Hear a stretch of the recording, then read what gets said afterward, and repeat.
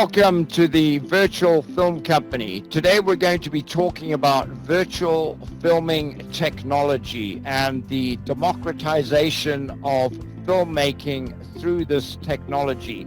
We meet here on Spatial every week to talk about related topics like this, and be sure to visit our YouTube channel at Virtual Film Company for past broadcasts.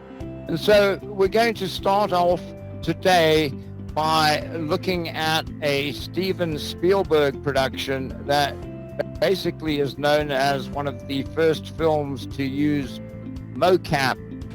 And I'm going to hand it over to Chris. Chris.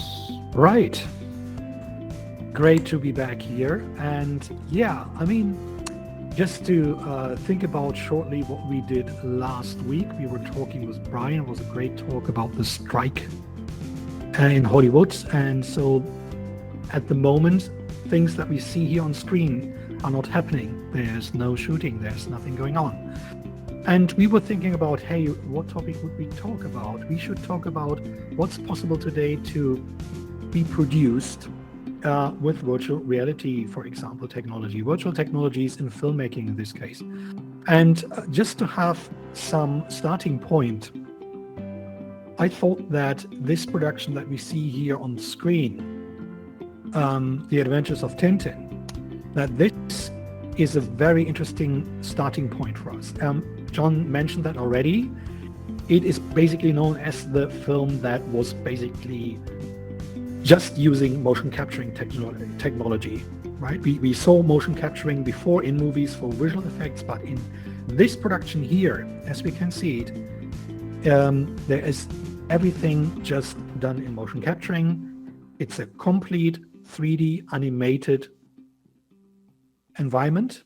We can see Steven Spielberg now here. He's holding the virtual camera, and we see the actors, how they are sitting on a table that gets rocked by the set workers that's playing on a ship. And they are wearing those very expensive and special motion capturing suits, and also helmets with cameras on that are tracking their expressions in their faces, and so on and so on. All these data that we see here that is captured at the moment is then feeded into computers, and they are rendering in real time the whole scenery, the animated figures, so that Spielberg can see the results in real time. And that was 12 years ago, quite a big thing still. So this type of production at that time was really costly, and you can imagine Steven Spielberg is not doing small productions. He did that production in New Zealand, and one of the biggest visual effects companies did all the rendering for them. Yeah, so what as a starting it's an amazing point, job. it is Amazing. definitely. And as a starting point, we can take this as the high level, basically, to say, well, that's what you needed at that time to make a production like that. And now we will see today, is that possible with a small team, with not a high budget? Can we do that in our own offices? Would that be maybe a possibility for people that are, well, not able to produce at the moment because Hollywood is on strike, right? So what technologies did we see? We saw motion capturing. Yeah. Right? Yep. And to me, man, to see how happy Steven Spielberg was, he was like a kid in a candy store. You could just see him smiling, and was just so into, like, wow, we're doing this right now. And you could just see the excitement and just kind of like, wow, this is where we're at with technology. he's an innovator with that. I mean, remember when Jaws wouldn't work? I mean, this is the guy who decided, hey, we need to make sound effects like the sharks hitting the boat, and just kind of figuring out ways to going about doing things. And then now, obviously, he probably did a Jurassic Park before this one, and seeing everything that would need to go into those productions, and then to see now that the level that he's at, the way the boat was moving, and then everything's moving behind, and to have that kind of power with the camera, it's mind-blowing, you know. And this is you got to look at it as this is as high level of production you get at that time. Steven Spielberg production really showcasing these new technologies that had just come out, and it's amazing that a decade later of where we're at present day, powerful. Definitely. Right. Well, I don't think we're actually that far ahead in some respects, other than cost, and that's always going to drop. So if you look at the screen here, we have the Rococo company that has been in motion capture for some time now. They make a full suit, they make gloves, they make facial capture, which also unfortunately works with the iPhone, and we'll talk about this later, but I'm an Android person, and I've regretted being an Android person more than once in this whole motion capture arena, because iPhone definitely seems to be the winner there. But, basically what's happening here is that, we've seen motion capture gear from full motion capture suits like Rococo sells for a package that ranges for about $3,500, which is actually very cheap, because if you look back at the days when Spielberg did his stuff, motion capture was not very mature, and it cost a lot more to get into that. But today what we're finding, and Chris is going to talk about this more, is the ability to get a motion capture suit. And there are cheaper suits. There are, in fact, motion capture kits that have been made specifically for some of the virtual platforms such as VR chat that are under $300. But if one wants full motion capture, one needs to be looking at one of these suits. And so one of the cool things Rococo has done is that they obviously have pipelines into programs like Unreal, but they also now have pipelines into other programs. And this one, I believe, is VR chat. So you can see here, this is a character on the, so it was very brief, but so, I mean, the thing that you can see here, we're having a little bit of a slowdown problem here. Hopefully this winds up soon. But, you can see that each one of these characters is a person. Oh, this isn't great. Let's try to find something here that's better than this.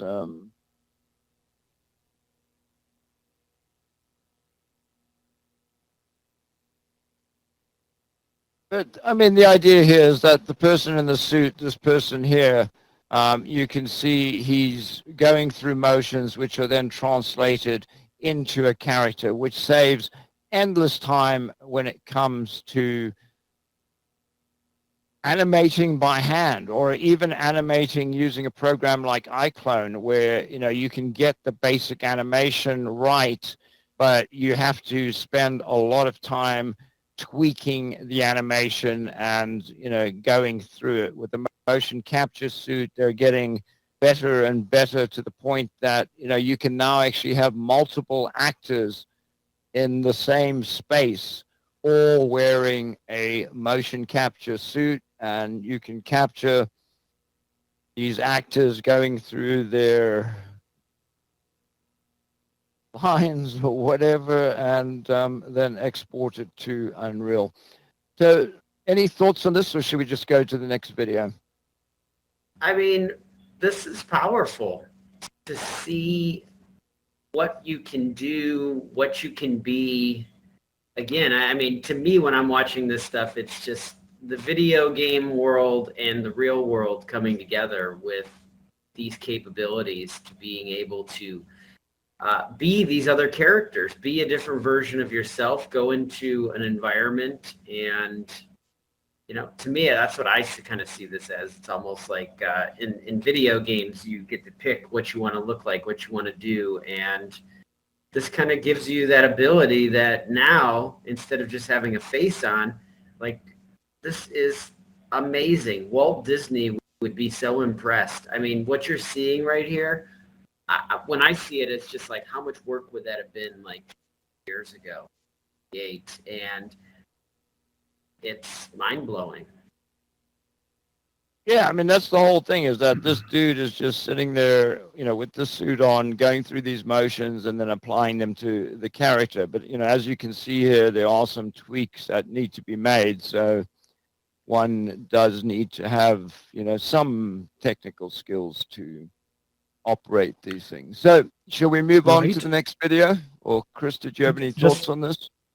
Yeah, just to add on that, you see how a person is operating basically this editing timeline there on the video.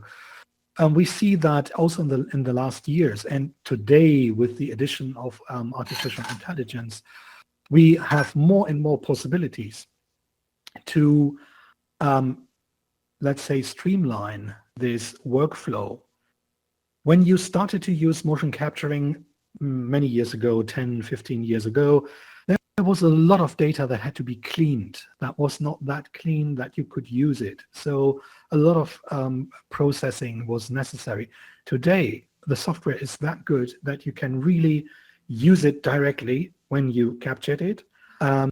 Artificial intelligence is having a look on it, and it's smoothing it, for example. And it's more like editing a film in the end, right? You have the motion data and you can blend it. You can blend different motions into each other and so on and so on. It's a very, very easy workflow, or it's getting to be a more easy workflow, right? So in that case, also that is democratizing the whole area, right? More people that are not really specialists just in motion capturing and have a lot of experience in that can handle this. Still, Rococo is one of the more expensive products on the market, but it's a very good one.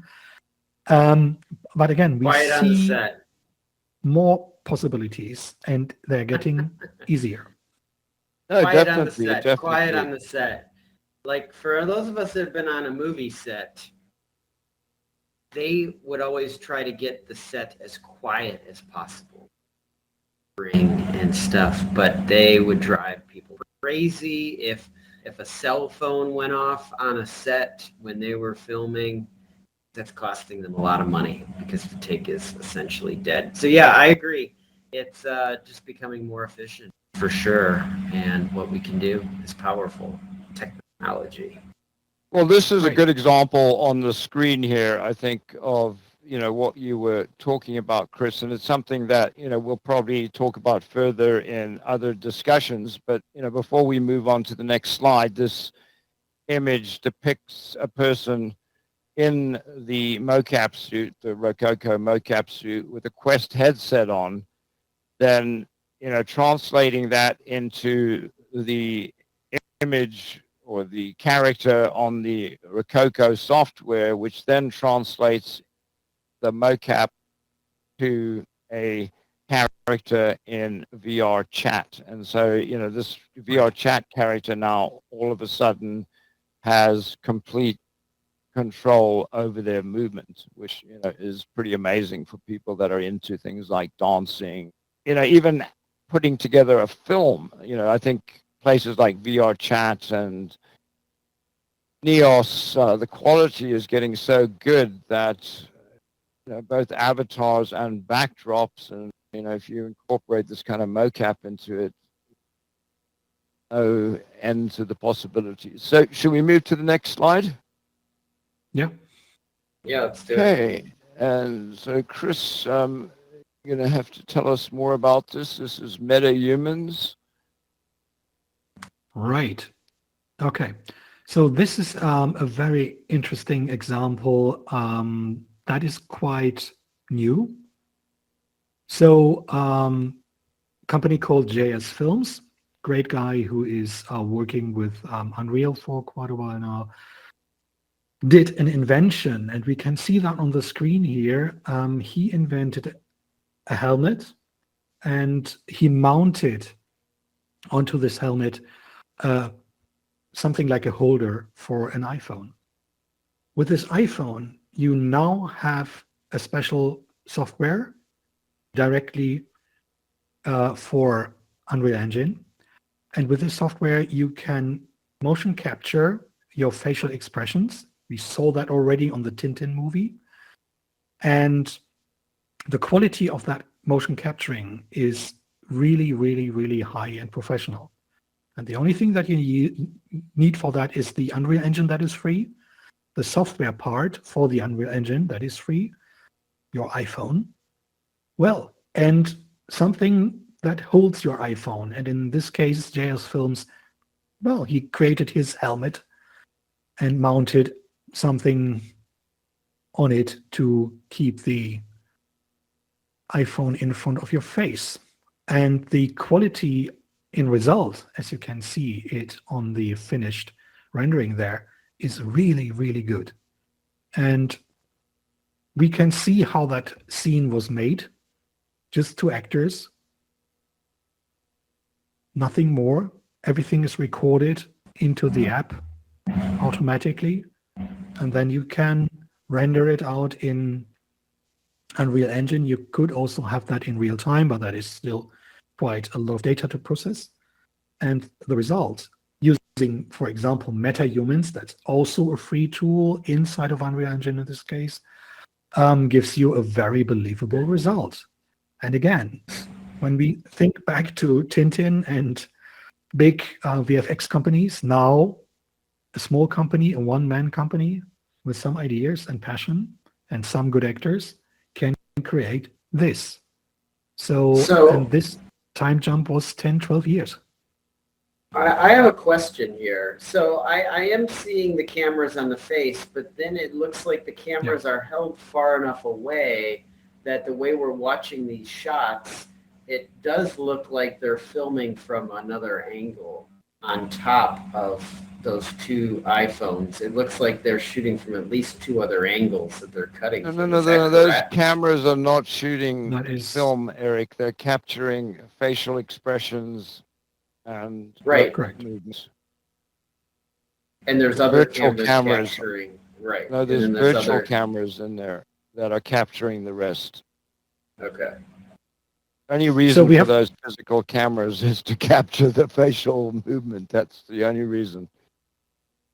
That's the point. Chris, we sorry, No problem. We can see that he's using those two iPhones for mainly the face and facial expressions. They also have quite, let's say, cheap motion capturing devices, because we can see that the movement of the body, of the hands, and all that is also captured. Those devices today are, well, not that expensive anymore, $300-400, and you can get a quite good setup.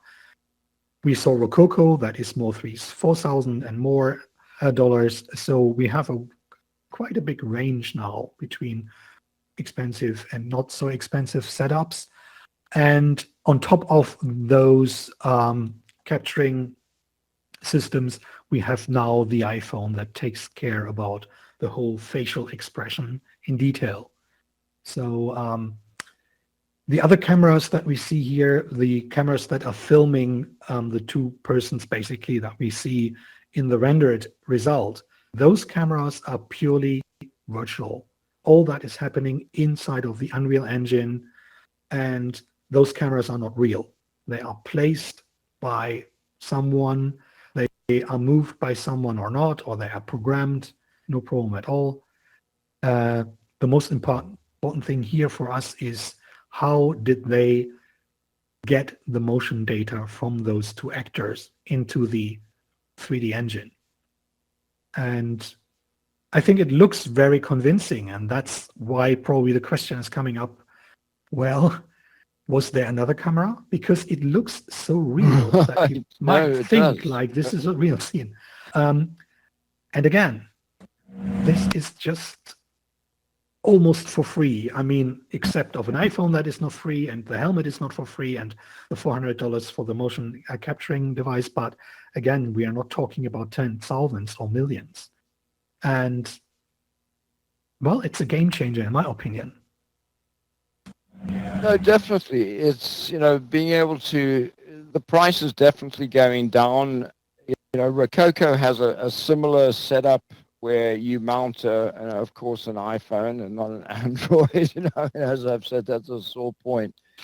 And a couple of years ago, I bought a facial capture extension plug-in, whatever, for iClone, and that was $800 just for that. And I just checked with Rococo, and they want $695 for their little connector, and of course $200 I think for the mount to hold it to your head. But as you say, Chris, I mean, one can be imaginative, and there are some apps out there that I've seen that do a good job of facial capture. There are also, and Rococo is one of them, but there are other companies that allow you to do motion capture in front of a webcam and apply that motion capture then to another character. So, the price is coming down, the technology is becoming more usable. And, I think it's really to the point that one is not going to be able to tell the difference. And this is maybe a good time to move to the slide that, so we have Unreal, of course, which is, nice because it's free, and a lot of things associated with Unreal are free. But one of the products, and, I will get into arguments about this product with people that use MetaHumans and Unreal, but to be honest, I mean, I've used this product now for 17 years, and I've often wondered why it isn't or hasn't been acquired by one of the large companies out there, because in many respects this is MetaHumans as well. So this is Real Illusions character creator, and they have something called Real Skin, which basically enables you to do the same thing. And you can apply expressions, you can apply all kinds of things. And so ultimately the question to me becomes why do we even actually need human actors when we can do all of this? I mean, we should get Brian back in this case. Yeah, we should. Yeah. No, I mean, every time I get it, John. John is definitely pro AI. I mean, but I think that there's still room for actors with the way they bring it to the table, their expressions, their character. It's, we can create things, and that's when you see these animations, which you have an acting character playing just a voiceover. Now this actor gets to show the body movements, brings a lot more to the table with this motion capture. So I don't think we're there yet, John, to where like the actor's going to get replaced. As ready as you are for that to happen. Well, I mean, in this case, go ahead, Chris. Sorry. The point is, think about back to this Tintin movie with Steven Spielberg, right? We saw great actors there, and those people will always bring something to the table. And the technology that we have here, even if those 3D characters look really great, but expression, right? We are capturing expression because humans have this great expression, right? They can create something with it. They can tell stories with the face expression, right? Fear, anger, hate, love, whatever, right? And sure, we can train today probably artificial intelligence to mimic that, right? But it's just doing well. It's just looking at those expressions and tries to recreate them. But they are still coming from human beings. A great actor, a great actress will still be needed, in my opinion. There is no way that, we won't see any human interaction anymore. Yeah, it will be done probably, but I think people love to see what other people create. And even if you don't see them, I mean, think back to Tom Hanks in Polar Express, right? It was Tom Hanks. You could recognize him, his right, his movement and stuff. So you had the feeling though, okay, yeah, this is a Tom Hanks movie. And if you don't have that anymore, well, I'm not sure. So, well, we will see what's happening, and we can make a bet, John. What will be better? Which movies will be more successful with more human interaction or without? Well, I think it's going to come to a point, though, where, I mean, if you look at the screen right now, we have a character capable of, basically all the expressions that a human is capable of. And I think, where the question arises, Chris, is when someone watches a movie and can't tell the difference. I mean, I expect there to be an outcry, and people, if you watch a movie, there's going to be a label that this person isn't real with a big pointer. I mean, that would be totally ridiculous, but that would be what some people would want. Well, so anyway, there's something said about an actor. Let's say you're trying to capture a specific emotion of a scene.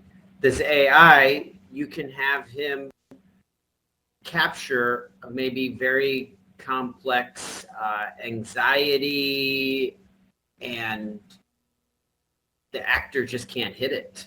And then this can hit it. So sometimes, I think that's the difference between a really great actor is he can deliver on multiple levels. Like seeing Jack Nicholson, he just moved through like 3 different characters when I seen him play this character on Something's Gotta Give. And I was truly blown away as like, oh, this is an Oscar-winning actor that they're not exactly sure on the final cut of which actor they're going to have play the person. So he played literally 3 versions of himself. And there's not a lot of people that necessarily can do that with delivering all their lines. So, yeah, I see your point. Well, one of the other things that this does, in my opinion, is that it allows people that are perhaps good actors and, people that have good voices and, whatever, that were prevented from getting into acting because they either, didn't have the looks or, whatever there was, right? And so this enables one to assume the identity of anything. I mean, if you wanted to act as a banana, you could. If I think it just opens up endless possibilities. It also gets rid of ageism, where, a lot of actors and actresses have managed to continue their careers, but a lot haven't, because that's not what people wanted. They wanted them to be timeless, and perhaps this is a way for them to be timeless. But anyways, we should move on to the next slide unless there's any more on this. So the next slide is, I think this is another good example of innovation here. And Chris, if you want to take this one away as soon as it starts playing. But this is an example of, what they're calling it here, zero or virtual production at home at zero cost, which, I mean, everyone, I think, is into zero cost. And well, yeah, zero. Okay. If the costs are here, the main point, I don't know. I think what is really interesting with this example is that one person more or less did a comparison, in my opinion. He did not advertise it like that, right? Um, but he was thinking like, okay, now that we do have something like Midjourney or Stable Diffusion, whatever, so generative AI art, why not taking a nice sequence from Guardians of the Galaxy, that is definitely a big hit movie, and try to do a little sequence, just some seconds, and edit it in there and try to make it as believable as it could be a part of the movie. So today we have the technology called virtual production, so-called volume studios. Basically, those normally have big LED screens in the background. Those LED screens are showing virtual worlds, LED walls. like science fiction worlds, right? And here is a person who hasn't got the money for a giant LED screen, but he's got a nice big television. And he's got himself who can act. And here we see his setup, basically, right? He generated that background picture that looks like it could be from Guardians of the Galaxy from Midjourney. So nothing that he had to do but typing in a prompt. I need a nice sci-fi background, whatever, spaceship. And then he placed himself with his camera in front of his I love that he's sitting television. on some pillows. Some pillows, exactly. So not too much high tech here. Just a nice camera setup that he has. And well, now we can see what he does. He is using, I think most of the time in this case as well, free software like editing software that we see here is DaVinci Resolve. It's very professional and you can have a free version. Download it and has a lot of professional features. Color correction, it's a very good system for color correction. And what we see here is that he is matching his shot, what he recorded in front of his television, sitting on his pillows, and tries to match it as good as he can to the colors and the look and feel of Guardians of the Galaxy. And well, the result in the end is really amazing, in my opinion, right? With this setup, having a shot and a counter shot, right? And if someone would show me the result, I couldn't say like, oh, the one was done in front of a television and sitting on pillows, and the other one was done in a professional studio, right? I really couldn't tell that much of a difference there. Yeah. Well, and the thing and too, when you look at it, go ahead, Chris. Sorry. So no, it's just to say that, and that, in my opinion, is this big thing today when we come back to the strike and what happens to people. These possibilities are getting easier and easier to handle. And if someone really wants to make a movie, or let's say fake a movie, right? If it's a Star Wars piece or whatever, the possibilities are there and you just have to dig into the technology. But then you have all the possibilities at hand. Yeah. Well, definitely. And there's a form of art here in the skills to do the matching. And yes, things are getting easier, but this guy's got, let's face it, this guy's got some skills. I was seeing the way he had his camera set up. He wasn't filming that thing on some not a good camera. Like that looked like a decent camera, but you're looking at the effects here. And when you're talking about Guardians of the Galaxy, again, this is the biggest budget, this cinematic scene that we're looking at in the background, like almost a rack focus is blurred in the background. It's impressive considering, this is shot at home compared to in the big budget studios, to where they've got dynamic lighting and they got the cameras at a high level budget. So it's definitely impressive. 100%. I mean, Chris, definitely.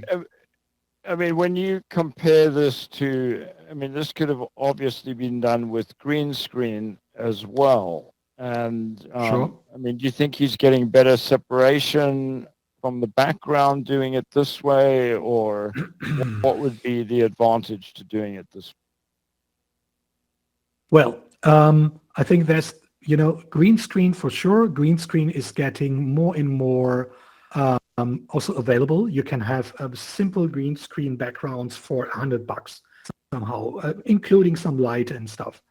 The problem with green screen has always been that you have first so-called green spill, or if you're using a blue screen, you have blue spill. That means you have a big blue whatever background behind you, you put light on that, and the light is bouncing back to you. So around your fingers, around your hair, you will have the so-called green or blue spill. And that looks like a shimmering whatever kind of color around you. So what you need in this case is a good keying software that is trying to get rid of this green or blue skill, right? So that is a disadvantage of the green screen.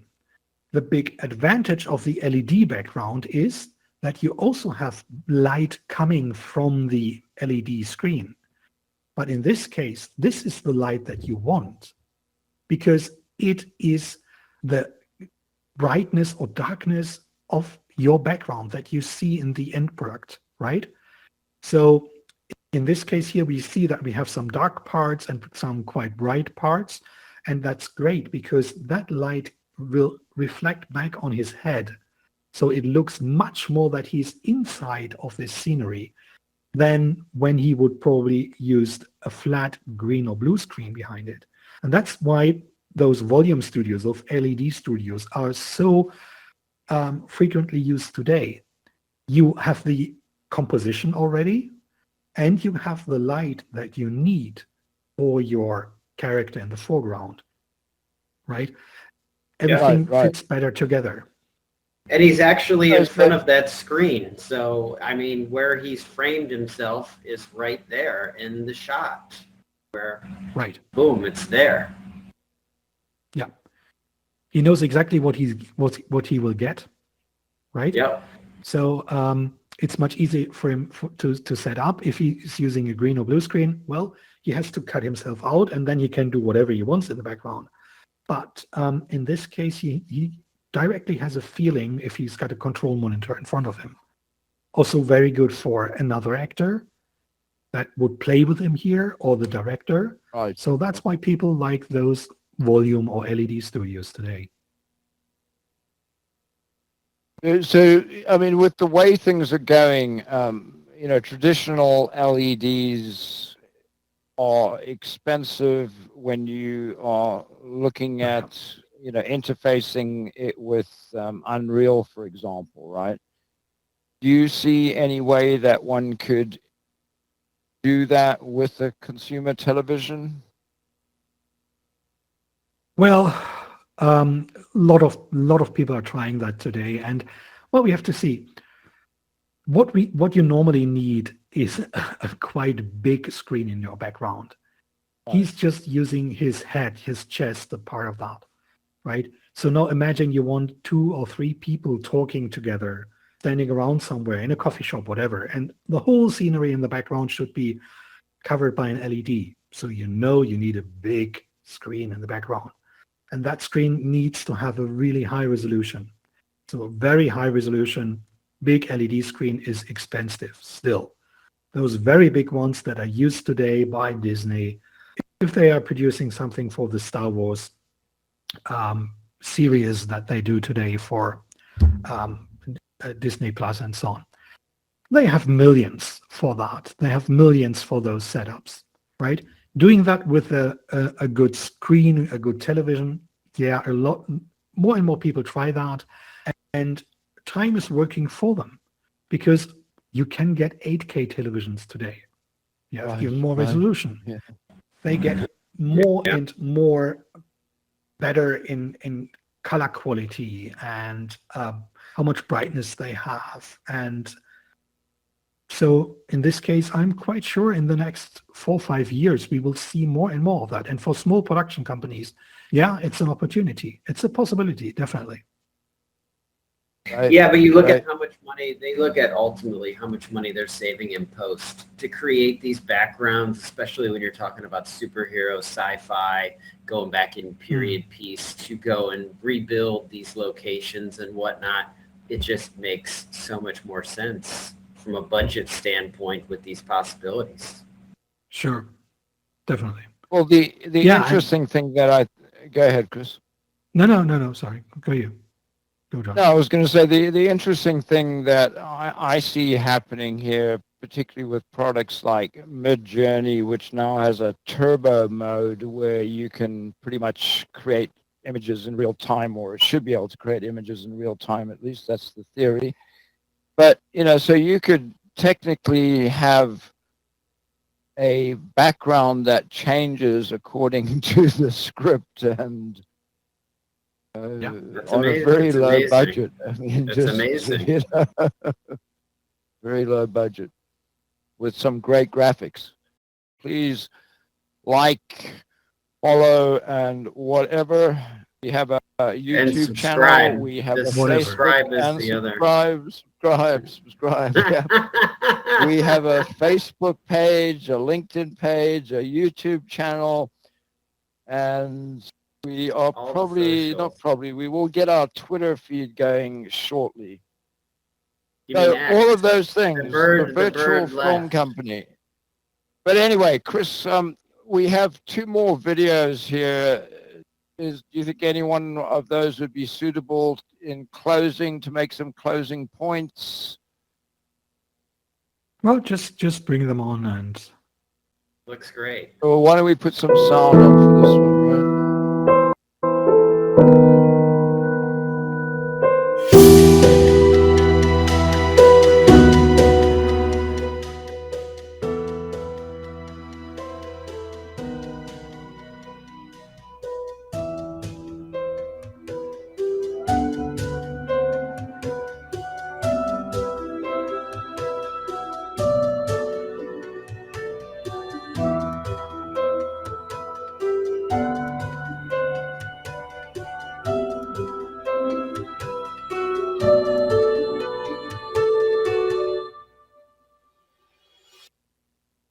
So there we go. Right. Chris, if you'd like to talk about Sure. this. Yeah. I mean, this shows basically today we can basically say this is a classic setup somehow, right? That's a green screen, as we talked before, and you can also see a little bit of that spill of that green on his hair, for example, right?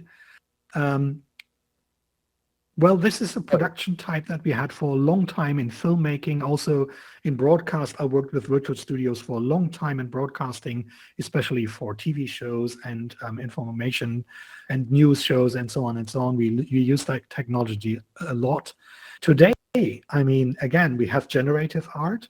We have tools like Unreal Engine or Unity, for example, and what they do here is having a green screen and some real objects in the foreground where the actor is interacting with, like the seat and a carpet or the books and so on. And now they just need a real camera to shoot the artist, and those cameras are tracked. So there's a tracking technology that just knows where the camera is shooting, where the camera is going to, left, right, up, down. And this data is fed again into a computer, and the computer is rendering the picture that we see in the background in real time today in Unreal Engine, for example, and feeds that back into a system that combines both together, right? Yeah. I think it was pretty smart too. They got the dark green jacket over the jacket as well to also just even make the chair pop a little bit. Definitely. I mean, those are the tricks that you're using when you work with blue or green screen for a long amount of time. You always have to find the right color. You know, if he's wearing something like a complete green shirt, that would look strange somehow. The Invisible Man without, chest or whatever. But anyways, this production technology, again, today, Xemetry is the software that is shown here. It's very, very, well, affordable, in my opinion. There is a free version for starters, and I think the most expensive version is something like $3,000-4,000, the very high tier. And I think in combination with a camera tracker from Vive, yeah, it's 5,500 or whatever. You have a full setup. You need a camera, you need a green screen, but that is not the big thing. And then you have a full virtual studio setup. And I know that we sold our virtual studio setups 20 years ago for $1 million. So, well, Wow. and it didn't look as good as today with Unreal Engine. There's Yeah. no doubt about it, but it's 20 years ago. So Right. in this case, yeah, again, we always come back to this price point thing. And I think it's so important to see that those possibilities here are getting more and more affordable. And looking back to Hollywood, where people are on strike, young talents, filmmakers, people that want, to organize themselves, some people that do that on weekends or whatever, they can afford this technology. They need some people that dig into that technology or that technology. And if they want to, they can make films in a very high quality today. So maybe when Hollywood is back on track, they will see that a lot of people adopted and said, well, now let's see what we are doing. Yeah. Yes, excellent point, Chris. So any closing comments, Eric, before we shut down for Yeah, the day? there's looking at these technologies and where the world is going, this is powerful. See the tools from a high level to the consumer level of what you can do. And people are, hey, what are we going to do? What's going to be out there? Well, start learning some of these new technologies because this is the future. It's really coming. It's here. Definitely. Yeah, and I'm looking forward to my green screen suit, which I have sitting in my Amazon cart. And I'm going to try out some spooky objects. So if I hold on to them and move around in my suit. Okay. I want to see the results.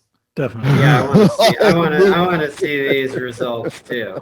I'm curious to see how this is going to look. I did some green screening back in the day, and it takes a real skill to make it look good. It cheats and stuff. It's cool, but there's definitely an art to it. Yeah, well, there's an art to lighting the green screen, but that, just in closing, I'll say this, that, to me, that's another advantage of creating virtual characters is that one can pick the hex value 100%. of the green. And, I mean, in the past, when I did green screen, I used to have to play with the buzzing and, I mean, all kinds of parameters to get it right. And it almost never really, I mean, there's just were issues, but now, I'm finding that all I have to do is click on the green with the eyedropper tool and it all goes away pretty much perfectly. So, yeah, it's getting better and better all the time.